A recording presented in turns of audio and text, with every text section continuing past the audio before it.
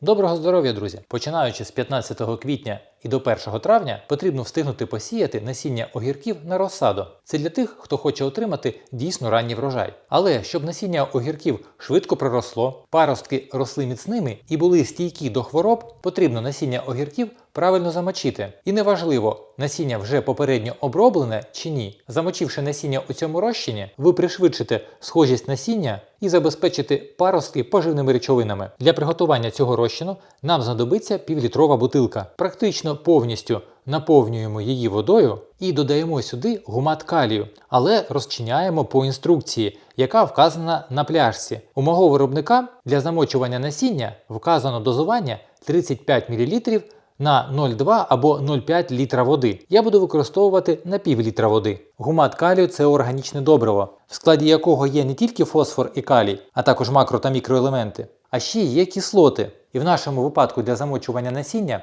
головною є бурштинова кислота. Це найкращий стимулятор росту. Він буде розм'якчати оболонку насіння, що допоможе швидко насінню увібрати у себе вологу, і воно легко проросте. Додавши у пляшку 35 мл гумату калію, потрібно пляшку добре перемішати. І в цьому розчині можна замочувати не тільки насіння огірків, а ще і інших рослин. Наприклад, я в один день на розсаду висіюю зразу огірки, кабачки, гарбузи, кавуни та дині, тому що цим рослинам потрібен приблизно один і той же час від сходів до готової розсади, яку можна висаджувати у відкритий ґрунт або у теплицю. Спочатку висипаю у стаканчики насіння, попередньо підписавши, де що знаходиться, щоб потім не переплутати, і заливаю гуматом калію.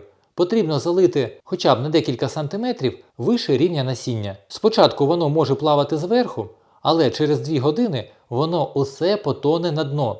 Якщо якесь насіння у цьому розчині не потонуло, то це насіння пусте і висаджувати його не потрібно, тому що воно не проросте. І як ви зрозуміли, у гуматі калію не потрібно довго замочувати. Вистачить 2 годин. А потім цей гумат калію, в якому я замочував, я не виливаю, а зливаю назад у пляшку, розбавлю його 1 до 20, а саме пів літра у 10 літрах води. І коли буду висаджувати все це насіння, то ґрунт у стаканчиках пролью цією водою з гуматом калію. Підписуйтесь на мій канал, не забудьте поставити лайк. Якщо залишилися питання, задавайте у коментарях. Я вам бажаю гарних сходів і вдалого дня. Зустрінемось у наступних відео.